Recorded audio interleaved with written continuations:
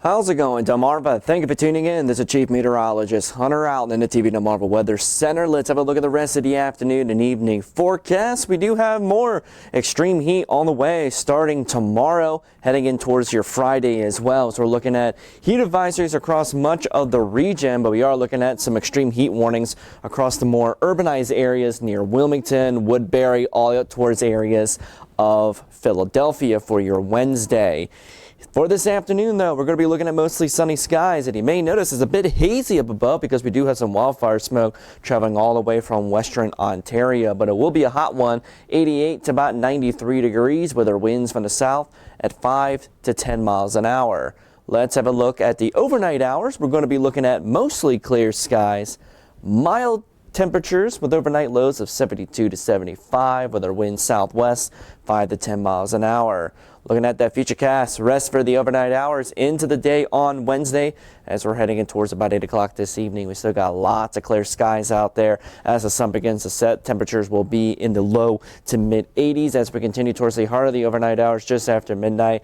Nice clear skies, but temperatures are going to be definitely much warmer too, staying in the low to mid 70s all the way towards the morning hours tomorrow. So we're starting to see a few little bit of some clouds and some more wildfire smoke approaching from the north. Temperatures starting off in the 70s, but tomorrow it's going to be a very hot day throughout the region, and by the early afternoon hours, we're going to be looking at potentially triple-digit heat again, upper 90s to low 100s. Even the coastal areas are going to be feeling the heat too, staying at around 90 degrees. And then by the time we get towards the evening hours, we got a couple of some high-thin cirrus clouds. Even by 8 o'clock, we're still in the 90s throughout the region. And then heading in towards tomorrow night, we're going to be looking at some very mild temperatures dropping in towards the upper 70s, and maybe some people might not even get below 80 degrees by Thursday morning.